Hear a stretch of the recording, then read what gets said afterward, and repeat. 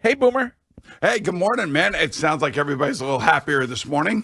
Victory Monday. Mike Vrabel said the most important thing he took from the win yesterday is that this team are not front runners. No, they're not front runners, but thinking about how long it's been since they've won in Miami and how long it's taken for them to score 30 or more points in a game, they've gotten the monkey off of their back. And I actually thought, thinking about this game yesterday, I played in week 2 down in Miami one year when I was with the Jets, and it had to be like 95 to 100 degrees. And it just, to me, at least in the fourth quarter, it looked like both teams were gassed, but New England must be in better shape because you win a game like that just simply because you are in better shape. So at least that's something that Mike could take out of the game as well. Does the Heat excuse any of the penalties, like maybe the offensive line penalties? Because those guys, I can relate to the big guys. Yeah, okay. So can Jermaine too, by the way. I'm sure he was, slamming some chicken wings yesterday. There's a few of them. Boomer. Yeah, drinking a few beers, I'm sure. Yeah. I mean, we all, as we get older, we all getting a little bit less of shape that we need to be in. I will say that there were penalties all over the league yesterday. I mean, insane penalties, insane amount of penalties yesterday. I think there were a number of bad calls all across the league as well.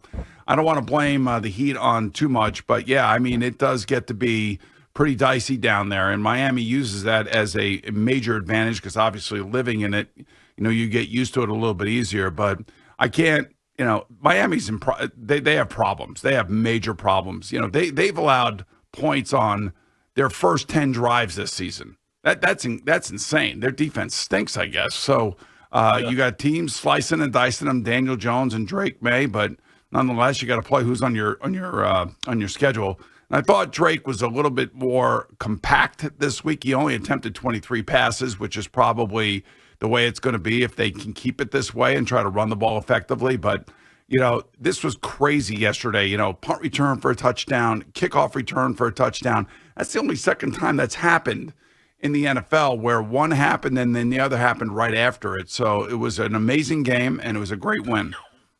When it comes to Drake Maye, Boomer, and using his legs, there was a difference between week 1 and week 2. Do you think that is Josh McDaniels saying to him, hey, we can open it up a little bit when it comes to you using your best quality? Or do you think it was Drake Maye becoming more comfortable against the Dolphins? I think it's probably a little bit of both, but I also would say I really don't want Drake Maye doing that much. I want him standing in the pocket and reading the defense. And, he threw that beautiful pass down the right sideline to Ramondre Stevenson. And if you watch him in the pocket, that's how you're supposed to operate. And when you have arms and legs and everything around you and you step up and you still have the presence of mind of putting the ball right on the money, and Stevenson makes a great catch. It's a really perfect pass. I mean, that's the silver lining part of it. That's the thing that I see that I want to see more of, and I want to see, him be more consistent. And yesterday was his best game. They won. They were on the road. They were doing it down in Miami. So hopefully, he gains more and more confidence. Like I thought when you go back and you look at the Vegas game, there were times where he was just like going so fast. And maybe he'll calm down a little bit and everything will slow down for him. He's still only in his second year, and he's got a real offensive coordinator. They're talking about real things that are happening on the field in real time. So all of that is great for him, and hopefully he can build on this now. You brought up the back-to-back returns for TDs. Last week, 75% were returned as opposed to last season, 35%. Yep. You like that rule change? I do, because I like to play. I don't like the way it is. I like the old way, but you have to adjust. You have to try to limit as many injuries as you can, which is one of the reasons why the NFL has done this. And the NFL also wanted to increase kickoff returns, and you hope that your kickoff returner, understands the rules, as opposed to what happened in Pittsburgh yesterday, where Caleb Johnson, the rookie, he didn't know the rules, or maybe he thought the ball was going to go out of the end zone. I didn't see any of his comments after the game, but that it's on the player for sure, but it's on the special teams coach. And Jermaine will tell you this, these coaches go over time and again the rules, and especially how these rules have changed in this regard, that we finally had our first mistake. But that will be a teaching point for every single special teams coach this morning in the NFL, letting everybody know, guys, this is the rules. The ball hits in this part of the field. You got to play it and you got to run it back, and you can't just assume that it's going to go through the end zone. Boomer, great win for the Pats, but it looks like Miami imploded in front of us, having penalties back to back. How long before Mike McDaniel gets fired? Yeah, well, he's got a very, I'm sure, he's got an owner that's got some pride. He's got an ego. I don't necessarily know how much more he's going to want to put up with this. It's kind of a weird, that they've kept their GM through all of this, by the way, and they haven't gone to the playoffs or maybe once under him. And for some reason, he's been there for, it seems like ever. I mean, maybe since 2010.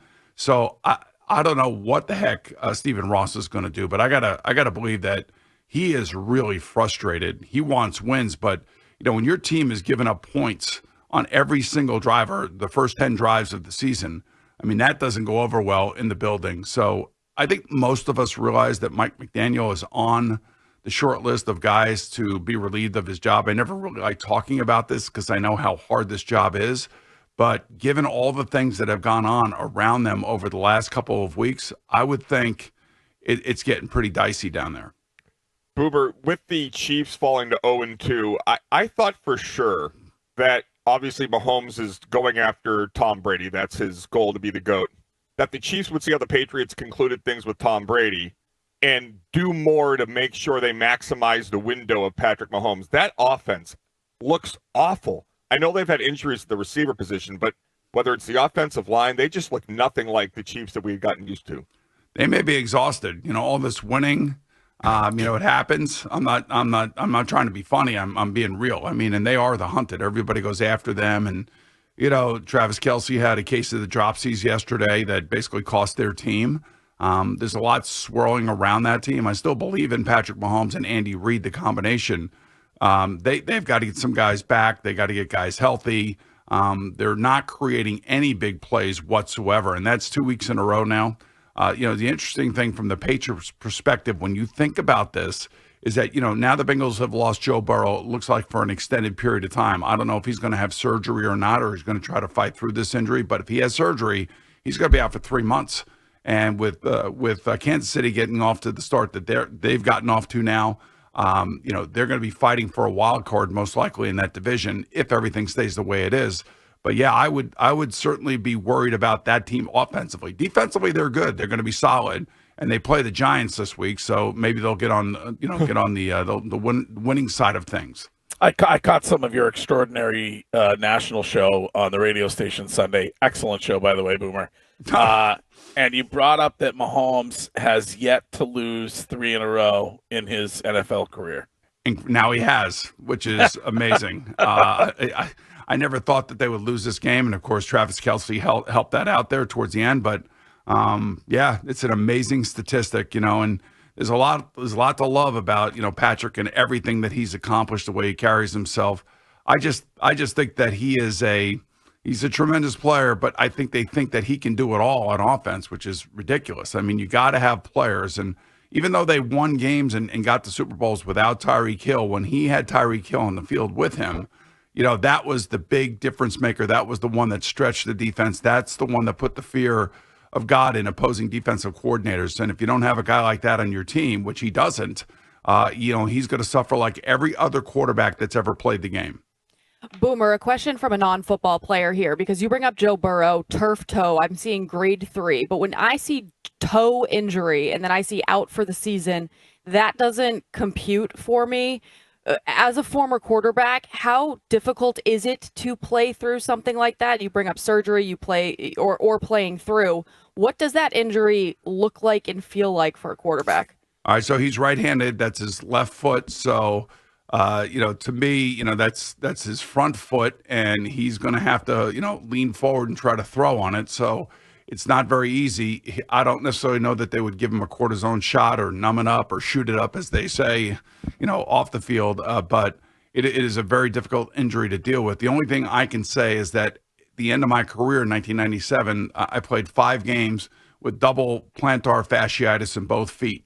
There really was no remedy for it.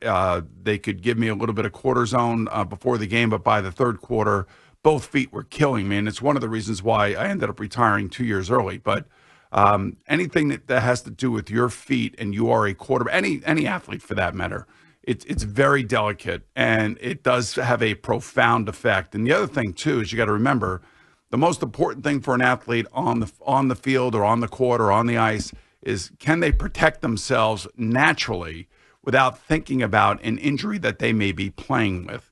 And I think that would be the big thing that I would ask Joe Burrow. Is there any way that he could go out on the field and play the game naturally and not worry about that foot and be able to protect himself? And the way he was injured yesterday, somebody fell on him. That thing got driven into the ground. And I can imagine he probably heard it pop.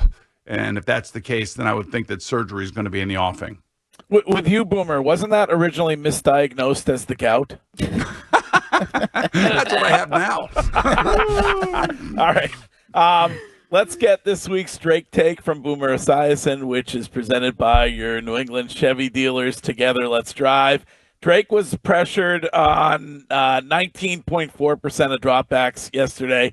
First time in his NFL career, it was under 20%. How big of a factor was that in the way he looked in his success yesterday? Well, you complete 82% of your passes. It's a huge factor. And, again, it really comes down to his confidence. Now, you guys are asking me about false start penalties and things of that nature. That really goes back to the quarterback. It goes back to his cadence. It goes back to the offensive line feeling comfortable with the quarterback, knowing what he's seeing. What I would suggest, and I don't know if he does this, but what he should do, he should take time, and maybe he does, and maybe you guys can ask him this. He should take time somewhere during the week and sit in with the offensive lineman, watch the end zone film, and go over all the checks, go over all the things that he might go through, especially when they go on the road and they play in a very noisy stadium, because the one thing you want is you want your offensive lineman to feel really confident about the guy behind him and where he's going to be, and what he sees is what they see. So I would suggest if he doesn't do that he should. Maybe he does, and maybe that will help him get even more confident and less penalties, because that's something that everybody would be driving for.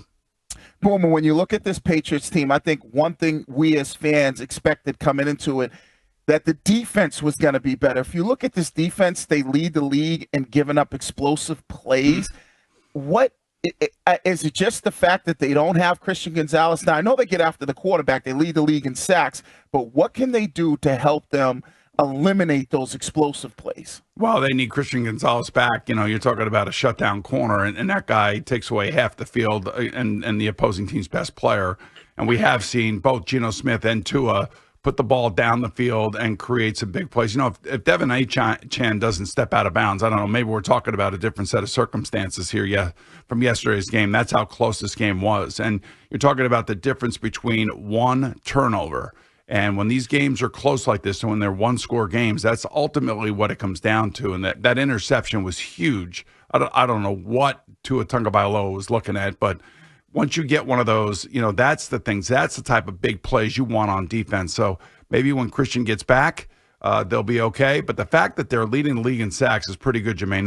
That's something that every team would love to be able to say, because when you get to that fourth quarter and you get the big sack like they did yesterday, that's what you want from your defensive linemen. So I'm sure as this defense grows and Mike Vrabel still is tweaking it and finding out different players, who's the better player, what position should they be playing. I mean, all that stuff is being evaluated as we speak by the coaching staff. So that's a good thing to have, but unfortunately they're giving up too many plays down the field, which they realize that they have to do something about, but certainly, hopefully when Christian comes back, he'll be able to be a big part of that. Question of the week for Boomer Esiason is brought to you by McFarland Energy, the region's most dependable provider of home heating oil delivery and expert HVAC services at McFarlandEnergy.com. Lions put up 52 on the Bears. I want to know what you made of Caleb Williams post-game saying that it wasn't surprising to him because it's a new coach, new offense, and new players. I have to see it. This is the first I'm hearing of it. I have to see how he delivers that. I mean, the biggest problem with Caleb right now is I don't believe that his team believes in him. And that's a real problem for quarterbacks. Like I could say that the Patriot players believe in, Drake Maye. I do believe that the Viking players, even though they didn't win last night, still believe in J.J. McCarthy. Seattle certainly believes in Sam Darnold after yesterday's performance. That's the biggest thing, is that the quarterback has got to get his guys on his side. And there can't be any question as to who the leader is and how they react and what they say after games. And I remember being very, very sensitive, especially when I was on a losing team, to say the right thing post-game, because I knew that everybody's family was watching, every player's watching, every player's buddy or agent is watching. And if you don't say the right things, then it comes back to haunt you. So to me, it doesn't sound like Caleb Williams understands that aspect of it yet, and it's part of maturing and growing up and understanding what your responsibilities are. So depending on how he said that, Greg, would lead me to be concerned about what kind of leader he is and how the team feels about him personally. Boomer, thanks as always. We will talk to you again next week. All right, guys, have a great week. Enjoy the win.